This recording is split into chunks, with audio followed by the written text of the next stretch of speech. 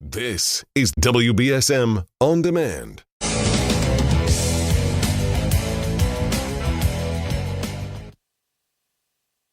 Good morning. Good morning. Welcome back to the program. We'll have the mayor at 11 o'clock. I want to thank Scott Lang for coming in. Scott's always a great guest. What we're talking about is, we're going to have him come back because I asked him a lawyer's question that, he started talking to me about it. We just we didn't have enough time to get him on the air to talk about it. Talking about how people are underinsured and how vulnerable they are. He obviously doesn't sell insurance, but he is an attorney, so he sees a lot of it. And we're just talking about that. And he said, we could do 2 hours on that. We're not going to, but we could have him come back. We'll have him come back another day. The problem is there's so much that I like to talk about with Scott when he comes in. So anyway, we won't have, he's gone for the day. He does have a law practice to run after all. But yesterday's meeting, city council meeting, right? The fact that they're going over how to spend your tax dollars, and a number of the city councilors got bored with it and just walked out. Why are you running for the job? Seriously. Derek Baptiste, why are you running to represent Ward 4? If you don't want to stay for the meetings about the finances, about the school department, why are you representing Ward 4? The people in Ward 4 deserve, look, it's a part-time job, I get it. But that literally doesn't mean you can get up before a meeting is over and just walk out because what? You don't want to miss, I don't know. What is it that you possibly wanted to see last night at 8:30 at night that after being there for only an hour and a half, you had enough? Ward 2, Maria Siesta. Was it nap time? Why did you get up and walk out in the middle of Shane Burgo, who I would be furious, quite frankly, if my colleagues walked out while I was asking questions? It was to the school department. The superintendent of schools. Listen, let me explain something to you, city councilors. The reputation of your body is not very good, okay? The reputation of the city council is not very good. Shane Burgo, again, I don't always agree with the man, but I appreciate when he's up there asking questions, detailed questions, of the superintendent and his staff, who he brought with him, okay, to focus on explaining to the taxpayers how they're spending money, where it's going, right? Brian Gomes asking questions. But Maria Siesta, asleep at the switch, gets up and walks out.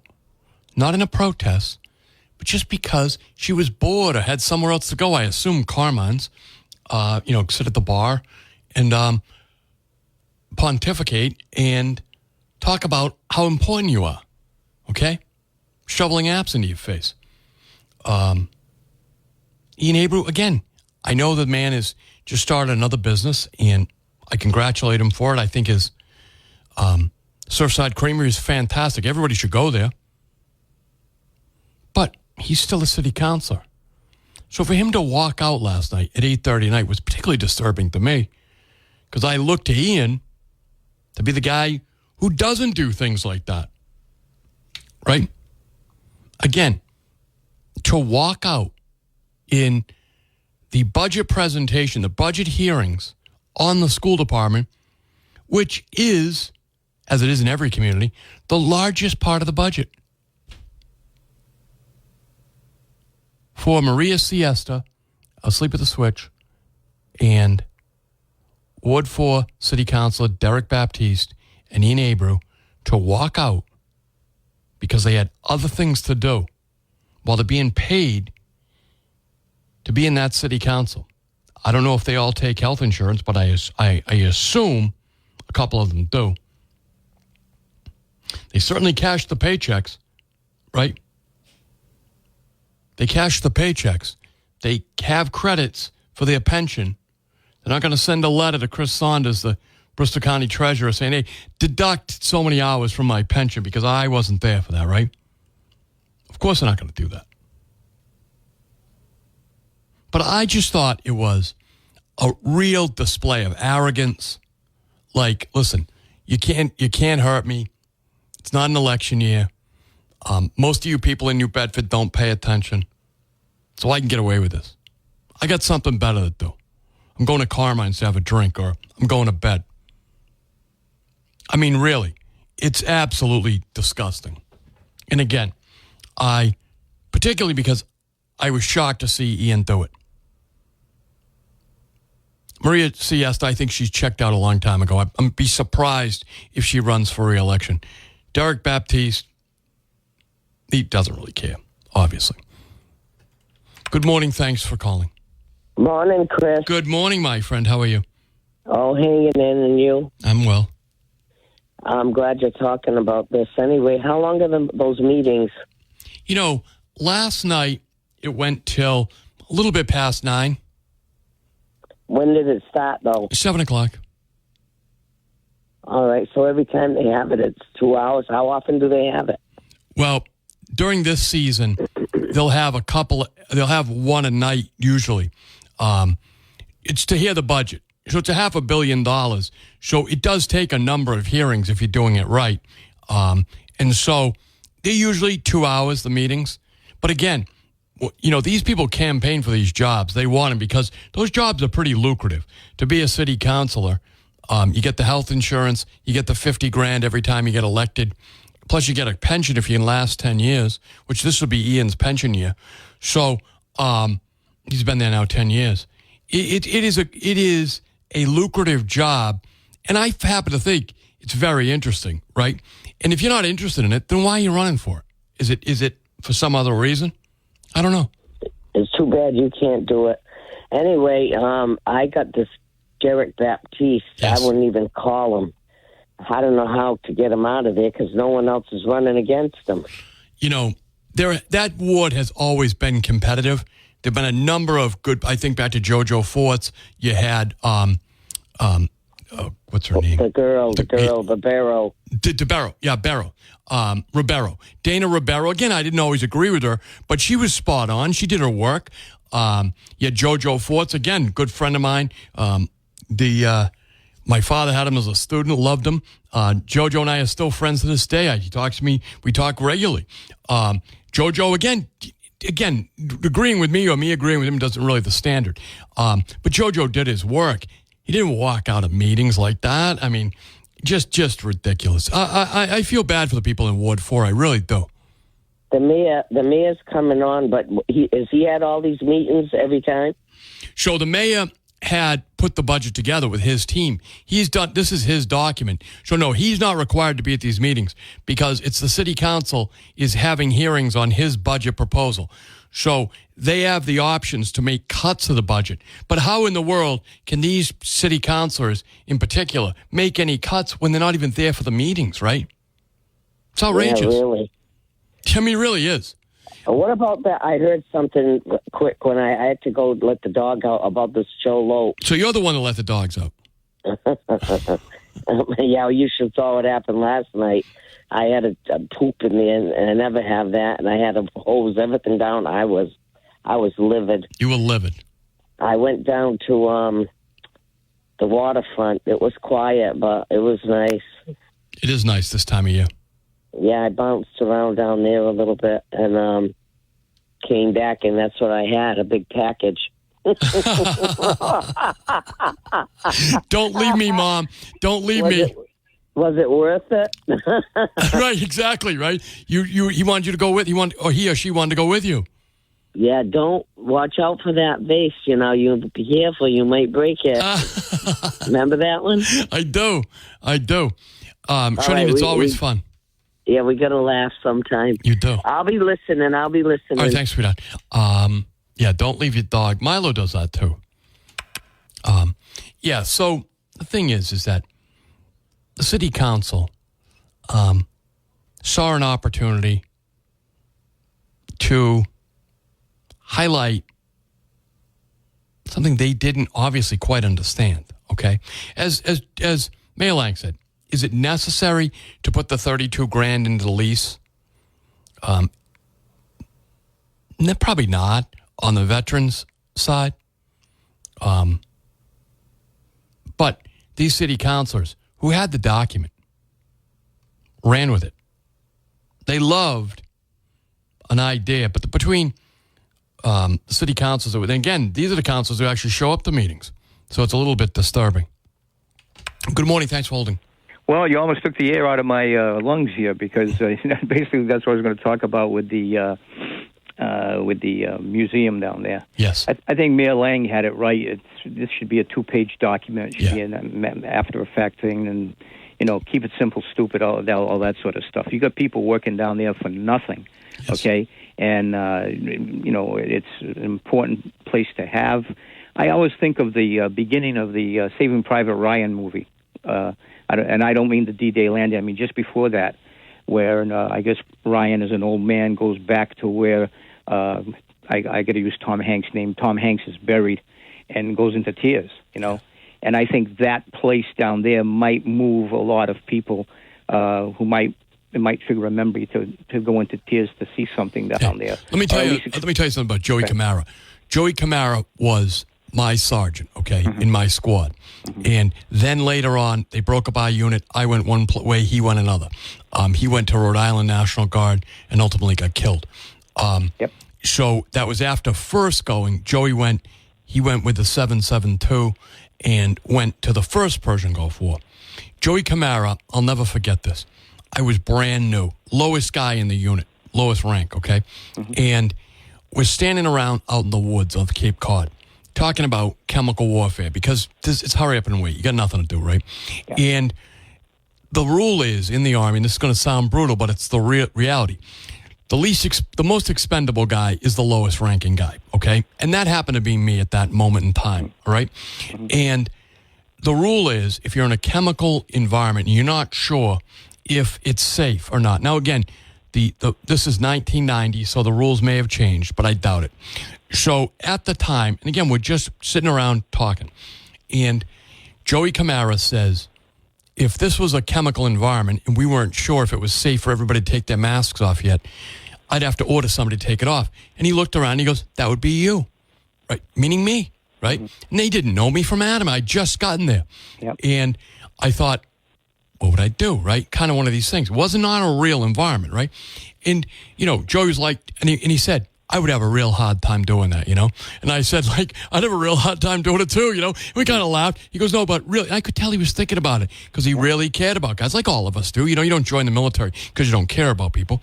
But that was, and then later on, Joey put me in for an award for something else that non-combat related, that I did because he asked me to, and I did it, and it was no big deal to me, but he appreciated it, and so he put me in for an award. And then he later on got killed, He was a New Bedford police officer. Yep. So his memorial is down there. Oh, yeah. Yeah. So, and I can imagine Joey served for a long time. Yep. I'm not the only guy. Dean Lawrence brought him home. Yep. And there's also a soccer field named for him across from Dollar Tree that I told you about. Yes. And I would hope that they would think about putting some lights up there so the kids could play at night and stay out of mischief, Yes. I know his a couple of his daughters. He's got a big family, as I remember. Did he get full benefits for his service? There was no doubt he was killed in combat, so I'm sure he did. Well, being a police officer, too, would his family receive... I don't know about the financial of it, but I don't think there was any question with Joey's death, as there was, say, with Cassidy, which is unconscionable. Yeah. Well, again, I would hope that they would put some lights up there and keep kids out of mischief, because I see them a lot of times trying to play by the lights of the Dollar Tree and stuff like that. But again, I would hope when the mayor comes in, he'll deflate this balloon, put a hole in it and say, hey, look, we're going to give him a 2-page document, something like that, and this is kind of crazy.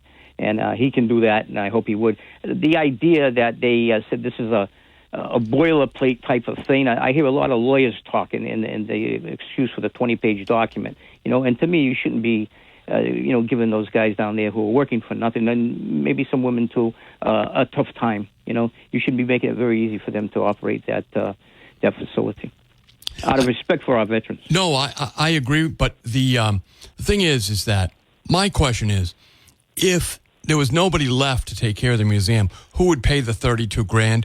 In other words, it seems like an unnecessary absolutely part of it, because it seems like a lawyer's ploy. Yes, to tell you the truth, and we're gonna make you shake a little bit here for no reason. Why would you want to do that? Again, something.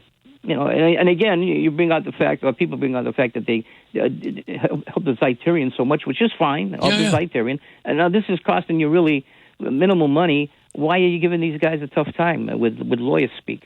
Come on. But also, I hope the mayor pulls the plug on this thing. The city, and also this, and thanks for the call, my friend. Also, the city council really should have not seen this as an opportunity to make a big deal about something, right? I mean, let's face it. I went for the ride. I hadn't seen the document. I just believed them. Those are veteran councilors. I didn't take their word. I played their audio from the city council floor. I mean, I didn't invite them in. That was their audio from the city council floor. Based on what they were saying, I thought it was an outrage. Now, I had reached out to the administration. It took them 5 days to get back to me. Back to Tim, actually. I asked on Thursday. It wasn't until Tuesday we got a response of any sort. So, had they responded to me, I would have known, and I would have had an entirely different take on the city council's diatribe, really, about it. But you know what's that old line in Animal House? You messed up, you trusted us, right? You messed up, you trusted us.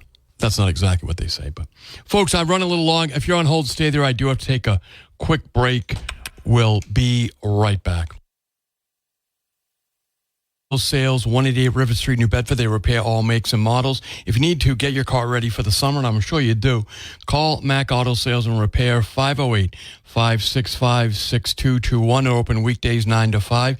If you have a foreign car that needs repair, Mac Auto Sales specializes in foreign car servicing. Also, ask about their aftermarket accessories and their quality used car for sale. Get a car for the summer. Great used car. You deserve it. Go down to Mac Auto Sales. Tell them Chris McCarthy sent you. Let's go back to the phones. We have a number of people on hold. Good morning. Thank you for holding. Good morning. Can you hear me? I can, sir. Okay. In front of me, I'm in my office, and I have a German anti-aircraft helmet. And this guy was from New Bedford. He was in Africa, Casablanca, St. Lo, Sicily, Paris. He had it marked on his helmet. Oran, everywhere. So if I gave this to the museum, which I never want to give up, if I give it to them, that means the city could actually throw it away into the garbage?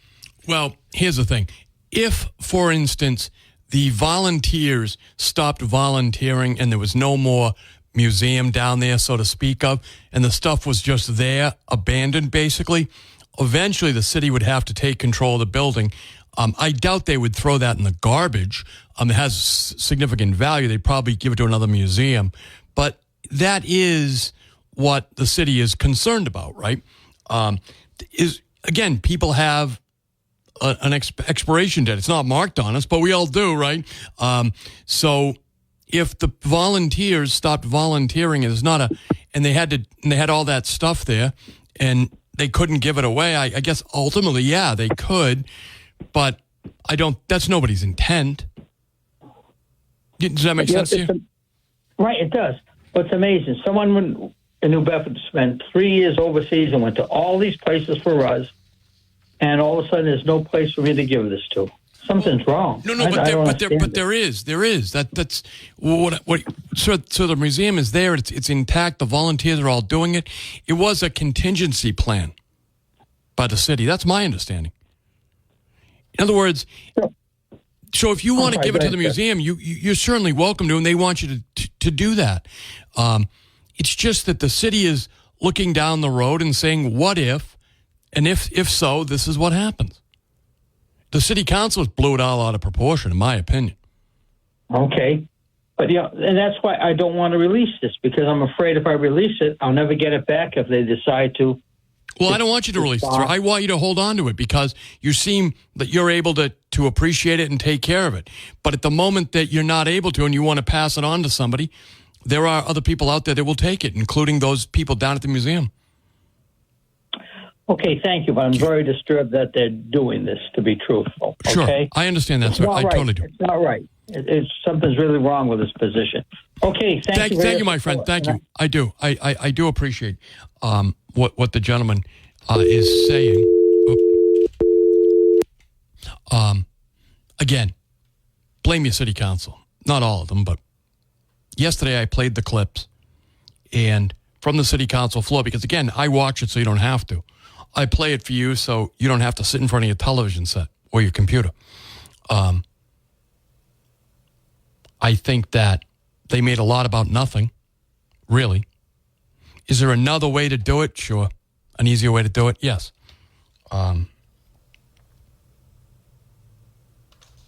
But it is disturbing that they took to the floor and talked all about that. And I think misled people, and to include me, I mean, I'm just a spectator like you are. And again, I had reached out to the city on the meeting night, the Thursday. They didn't get back till Monday to the newsroom about it. Tuesday. Again, 3-day weekend, all that stuff. They certainly use it. Good morning. Thanks for holding. Hi, Chris. Dan, sorry to call. No, that's fine, Dan. Oh, you're always welcome. The comment about the helmet, let me tell you, I donated stuff to the museum. You sign a loan agreement, and they give you a copy of that loan agreement so that if you want that helmet back for any reason, you can get it back at any time. Perfect. If the museum were to close, they would have to give back all the items that they've got on loan to the museum. The only things that they could get rid of are things that are gifts, things that are given that people no longer want because there's no family. So you sign a loan agreement for that helmet, and it's yours as long as it's there. Dan, I appreciate you bringing some common senses. Thanks, Dan. Dan LeBlanc, everybody. The author of Deckhouse, by the way, a great book for veterans and non-veterans. I know it was quite instrumental in my mental ability to overcome my illnesses was having the lessons that Dan talked about himself in his book Deckhouse. So it's not a big book, really. It's kind of got a Hemingway quality to it. Again, Hemingway saw real combat like Dan did. So I appreciate Dan LeBlanc bringing that to our attention. Folks, the thing I want to talk about now here anticipating the mayor coming in at 11 o'clock, he'll be here, is the discussion, again, from last Thursday about the encampments, okay? The homeless encampments, living outside. I want to start it off with Maria Siesta's comments. Maria Giesta represents Ward 2. If you remember, her shining accomplishment, she's got a limited amount, but her big accomplishment is she stopped the Phillips School from being converted into housing. Think about that. It is an abandoned school, an abandoned building in Ward 2. She stopped it. She used her pressure tactics, her incredible peer pressure on her colleagues, many of whom will now tell you privately they never should have voted for it, but Maria is so intimidating, quite frankly. It's weird, but they believe she is. So they voted against the Cape Verdean developer who wanted to turn that into housing. Put it back on the tax rolls. The mayor had an RFP. It went out. The Cruise Construction Company wanted to turn it into housing. Maria Siesta, asleep at the switch, except then, said no and got a majority of her colleagues to shoot it down. So she literally is the reason people slept outside, okay? Maria Siesta stopped more affordable housing in the city of New Bedford. She did it with a vote of the city council, okay? It became an ugly discussion. I wouldn't even call it a debate. To the point where She used a horrible word, I am told, towards another councilor. A horrible word. A word that would not impact me. You understand? Wouldn't bother me. Well, it would shock me, but it wouldn't bother me. You understand? You can call me a Mick. You can call me a harp. Call me all kinds of Irish slurs. They don't bother me anyway. They're all true. But what she called another councilor, from what I'm told, from another member of the media, outrageous.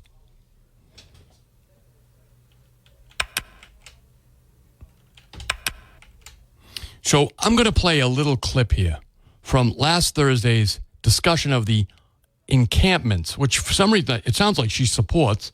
But we know she doesn't support real housing, certainly not in Ward 2, not if a Cape Verdean's going to build it. That's what was apparent. But let's go to the tape.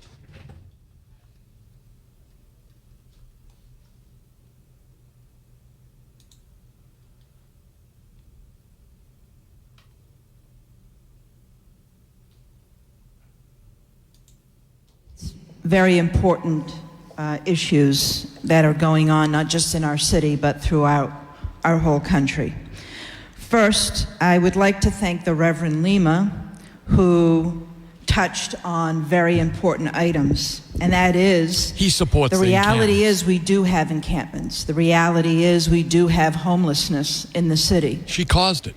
And thank God for organizations that we do have in our city that take care of these poor individuals that do not have any other place to go. Because she stopped it. It's her fault. I'm looking forward to the discussion at committee because I believe it's very important for all of us to discuss these issues and others. But when she had a chance, like she my shot colleagues it down. before me, it is a failure of government. A failure of Maria both Giesta. at the state level and the federal level. She takes no this blame. has been going on for a very takes no long blame. time. When we started shutting down hospitals and institutions that dealt with Do you hear alcohol this? problems, She's taking no addiction blame. problems. She's blaming the state and federal Please remember, government. this happened It's her. in the 70s and 80s. When she wasn't in We just government. thought, these people could take care of themselves or their families could take care of them. Remember, when she had an opportunity to build housing in Ward 2, she shot it down. We haven't been able to take care of the problem. Because of you. I commend You should my resign. colleague from Purchase Street About building who always the seems encampments. to hit Listen the to this. nail on the head on very important issues that affect our lives every day. She wants to build an encampment, but she didn't want to build real housing. These issues come forward that we have any response from this administration. She's blaming John Mitchell. And it seems like that's what it's going to continue.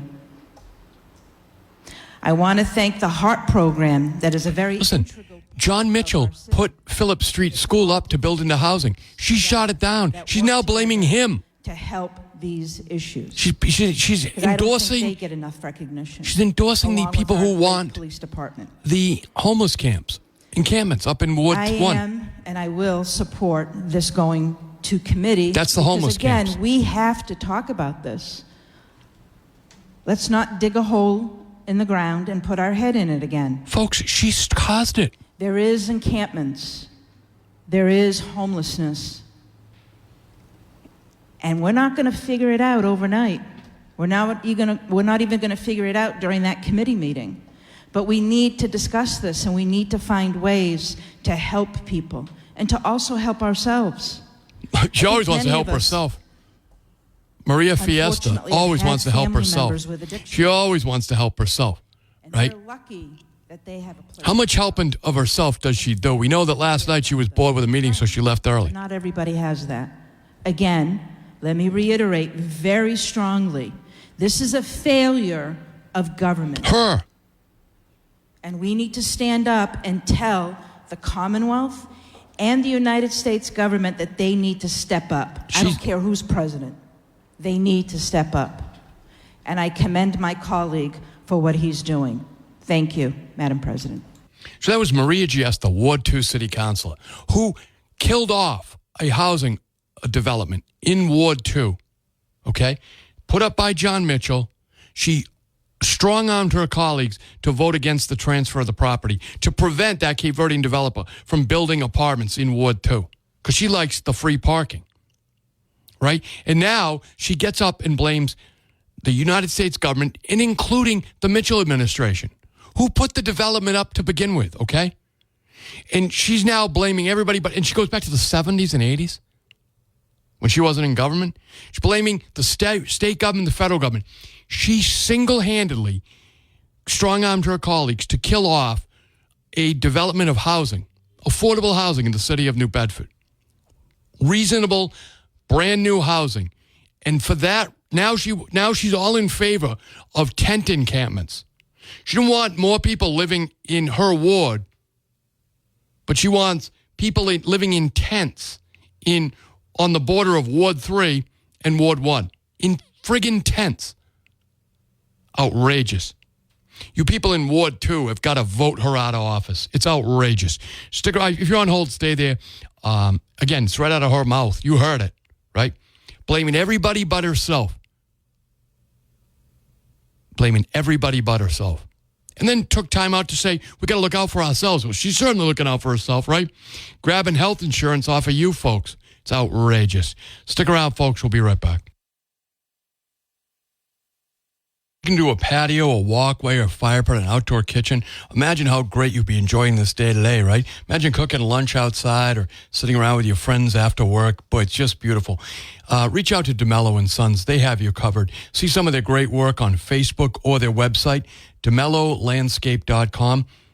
More importantly, they also do seal coating now. Business and residential, as well as line painting. So if you have cracks or a bad look to your home or your business driveway, DeMello, the name associated with the best landscapes on the South Coast, can now help you with your driveway needs. Competitive pricing and quality is always guaranteed.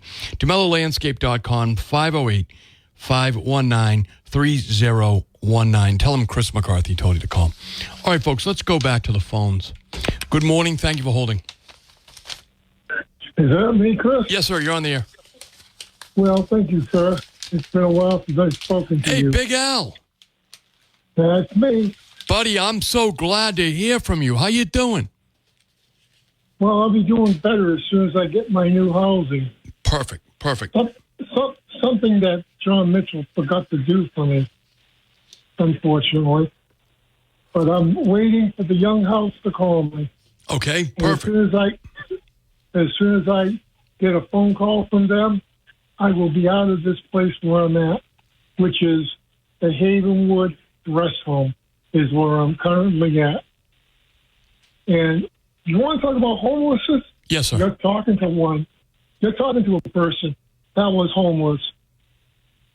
And how is it that homeless individuals don't really get what they deserve? Money that illegals are getting. Right. Is that fair? It's not fair at all, Big Al. No, it isn't. It's not fair at all. Not at all. And I want to tell you, I got something else to tell you. The Military Museum down in Fort Ronimus. Can I just tell you how much of a pot I have? If I could afford it, Chris. Yes. And from my lips to God's ears, I'm telling you this right now, I would give that place a huge donation to keep the lights burning and keep the heat flowing in the winter. Okay? Yes. If I would have hit the water, Chris, that's exactly what I would do. Well, you're a good man, Big Al. I'm glad that you're inside, and that's important. And you've got a plan for the future. Yes, I do. All I need is to get the phone call, and I'm no longer restricted on how long I can stay out. I have a curfew here at 11 o'clock at night. Well, there's nothing good after 11 anyway, Big Al. You know that. Well, I like to cruise late at night, too. Okay, I like that. But the thing is, some of the people that drive the cars are stuck on stupid because they fail to use the directionals. And I've seen this on more than one occasion, whether it be 195, 140. So are you still riding your 18. motorcycle around? Yes, I do. Oh, I love that. You're probably the only guy over there with a motorcycle at Our Lady's Haven, right? No, not Our Lady's Haven. The Havenwood restaurant. Okay. On Walnut Street, 251. But you're resting? That's what I'm laying on the bed talking to you, using my earbuds, thanks to a friend down in Florida that's probably listening to me right now. Big Al, you're the best. You really are. You've always been a good friend to me. Is there anything I can do for you? I appreciate you reached out to me because I haven't heard from you in a while. Well, please check your messenger. Okay. I left you several messages. Oh, well, I don't always get those messages, Big Al. On my phone? Hello? Well, I'll tell you. You know my real name. I do, yes. Okay. Friend request me. Oh, okay. All right. I can friend request me on Facebook. I didn't realize you were on there. Yes, do that. All right. You can find me on Facebook. Or if not, I'll find you. I didn't realize you were there. You find me, and I'll give you a wealth of information. All right, Big Al, I will do that. Thank you. I'm glad you made contact with me because I was wondering about you. I talked to one of our mutual friends who's been keeping track of you. Well, I'm alive and still kicking. Good. I don't think anything would kill you, my friend. Like me, I don't think anything would kill you. Well, I'm going to say, it's great to talk to you again. It is. It's great to be heard from Big Al. And thank you. Thank you, Big Al. I'll talk to you later. I'm going to reach out to you on Facebook. Thank you. 508-996-05. It's always good to hear from Big Al. Good morning. Thank you for holding. Hey, Chris. How you doing? I'm doing well. How are you?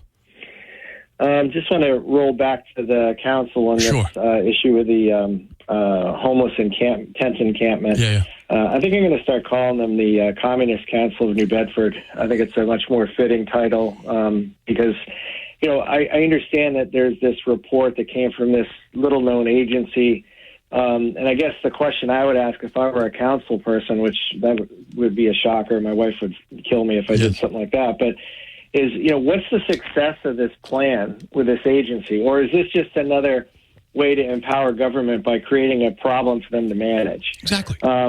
If you have a plan that says if we do this, encampment, and then here are the steps that take everybody and process them into, to success, whatever that success is for that per individual person or family, then maybe you can buy off on something like that. But, right now all we hear is there's a report that says we should have a tent encampment and by an little-known agency. And it's not even a government agency. It's just a bunch of people of nonprofits who are claiming this mantle, and they want to put all these people together and basically make it like a bonus city, like in World War I.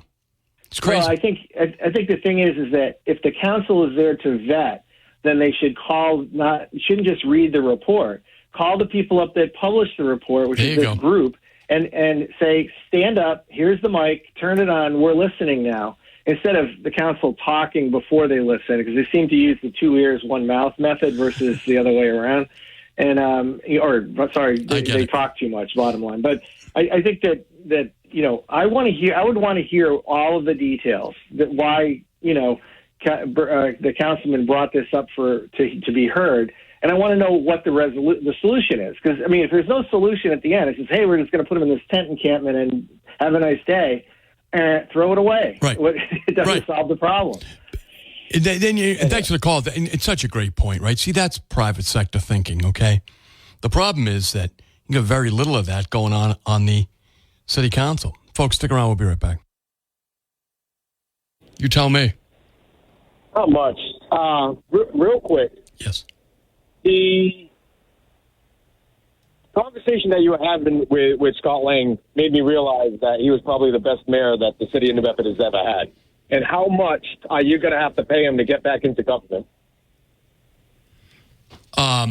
So Scott has Look, I know he wants to get back in, but I also recognize he's got a big firm and he's got a big family. He's got a lot of other responsibilities and things he wants to do. I think it would be very hard to get Scott back in. Not that he wouldn't enjoy the campaign, he would, but I don't know how he would run his law firm and be mayor, particularly now with a 4-year term. And I agree. What I'd like to see Scott do, I think Scott would be great in the United States Senate. I think he would be a great Democrat. I think he would bring the Democrat Party back to reality, right? Remember, he was a Senate staffer down there in the 1970s, 60s and 70s. 70s. So I think Scott would be a great United States Senator, but I just don't know if it's in the cards. 100%. In regards to that, and maybe you can pop this over to the other mayor, in regards to the military museum, and I was telling Tim this morning, why can't they use CPC money for that? That's historical preservation, in my opinion. They should be able to, acquire some sort of money so that we never have to worry about them just only getting $6,000.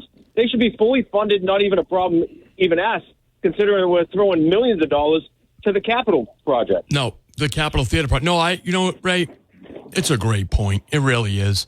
It's CPC. It's historical. Yes. I get it's not a historical building, but it's historical artifacts on the inside. You should be able to use it. It's more important than a historical building in many respects because... 100%. Right? What they're using it... Basically, it's a scam now. They say, we get a historic building, we can do whatever we want, we can run it. As I got one of the city councils to admit, you could run a porn store out of a historic building and they'd give you CPC money. It's crazy. Yeah. And unfortunately, Ian would be like, yeah, we'll do that. Right. That's not a problem. Then he'd walk out before the end of the meeting anyway. Yeah, before you have to actually vote for it. Yeah. Right. Thank you for the call, my friend. Thank you as always. Folks, we're going to take a break for the news. And we have local news here, right? One of the few places that has local reporters covering local news. We will have the mayor back when we come back for the next hour, right? He'll be here taking your phone calls, clearing up any of the confusion caused